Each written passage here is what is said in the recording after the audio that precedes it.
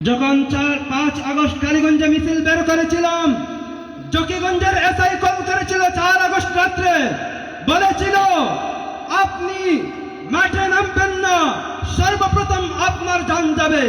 আমি এসআই কে বলেছিলাম সকাল 11টায় কালীগঞ্জে আমরা 2000 মানুষের মিছিল নিয়ে বের হব, দুপুর 1টায় রতুরগঞ্জ বাজার 2000 মানুষের মিছিল নিয়ে আমরা অবস্থান কর্মসূচি পালন করব।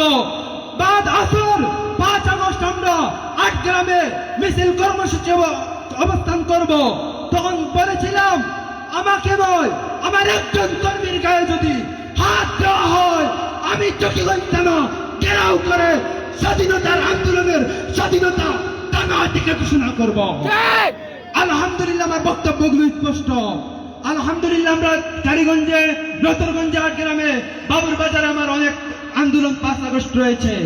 প্রিয় সংগ্রামী উপস্থিতি, সারা দেশে ইসলামী ছাত্র আন্দোলনের বাইরা শহীদ সহ যারা শহীদ হয়েছেন প্রত্যেককে স্মরণ করতেছি, রুহের আত্মার মাগফিরাত কামনা করছি। যারা আহত হয়েছেন সুস্থতা কামনা করছি। আর সরকার পক্ষকে, রাষ্ট্র পক্ষকে জানিয়ে দিতে চাই, বৈষম্য বিরোধী ছাত্র আন্দোলনকে মাইনাস করে, এদেশের ছাত্র সমাজকে মাইনাস করে রাষ্ট্রের কোন সিদ্ধান্ত ছাত্র সমাজ, দেশবাসী মেনে নিবে না, মেনে নিবে না, মেনে নিতে পারে না। প্রিয় সংগ্রামী উপস্থিতি, 37 জুলাই সফলতার জন্য যেভাবে সবাই সর্বদলীয় ঐক্যবদ্ধ ছিলাম, আজও মঞ্চ ঐক্যবদ্ধ আছি।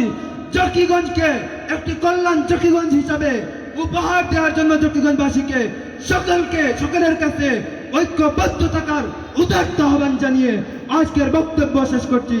ধন্যবাদ আজকের আয়োজন কমিটিকে, ধন্যবাদ সর্বদলীয় ছাত্র ঐক্যকে।